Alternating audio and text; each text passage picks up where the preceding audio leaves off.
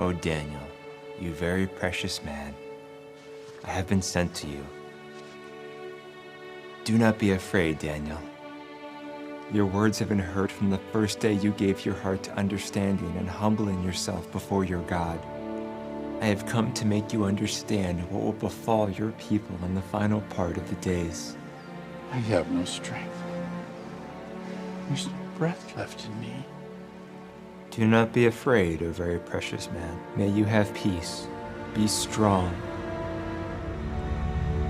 Be strong.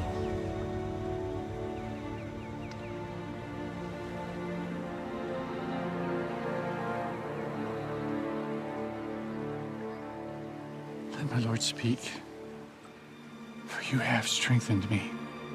I will tell you the things recorded in the writings of truth. Look, 3 more kings will stand up for Persia, and the 4th one will amass greater riches than all others.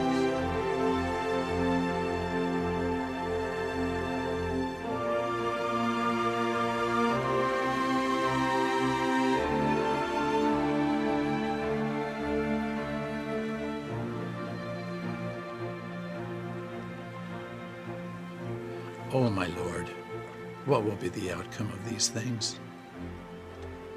Happy is the one who keeps an expectation. Go on to the end. You will rest, but you will stand up for your lot at the end of the days.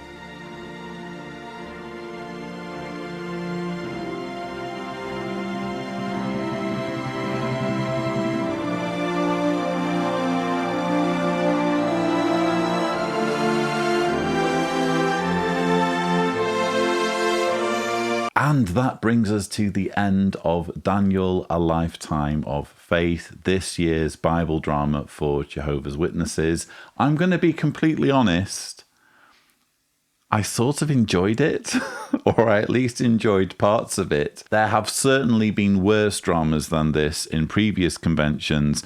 I'm even going to go out on a limb and say that this is the best Bible drama they've done so far.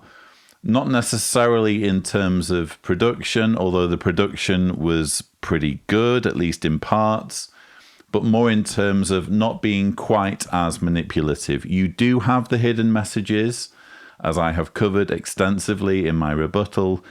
You do have this obvious attempt to draw a parallel between Daniel's enemies and apostates, but it's possible to watch this and not draw that parallel in your mind. In other words, it's obviously been planted there by the governing body with that intention, with the intention of Jehovah's Witnesses thinking, oh yes, that's what apostates do. They are equally wicked and equally scheming and equally devious. But it's possible to watch the drama and think, well, this is just telling what happened in the Bible narrative. Obviously, the Bible narrative is false. As I've repeatedly argued and explained, we know that the book of Daniel is a forgery.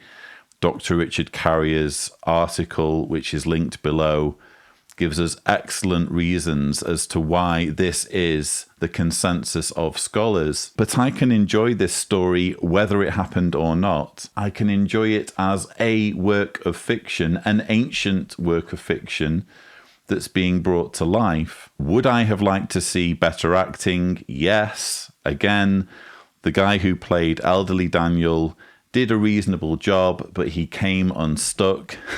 Certainly in that part where he's praying to God. Would I have liked to see the story of the golden statue in Daniel chapter 3 brought to life? Yes, I would. Would I have liked to see the story of Daniel in the lion's den given a bit more effort with actual lions? Yes, I would. But all in all, I think they did quite an impressive job, if I'm completely honest. I enjoyed the immense image depiction. I enjoyed the immense tree depiction. I'm glad that they didn't give any suggestion that the prophecy in Daniel chapter 4 actually had a grander meaning. It's quite interesting that they didn't include that. They literally just portrayed what was described in Daniel chapter 4. And I quite enjoyed the writing on the wall at Belshazzar's feast, even though, again, we know it wouldn't have been Belshazzar's feast. It was Nabonidus who was ruling Babylon when it was captured, not by the Medes, as foretold by Jeremiah, but by the Persians under Cyrus, and it would have been Cyrus and not Darius the Mede ruling over Babylon.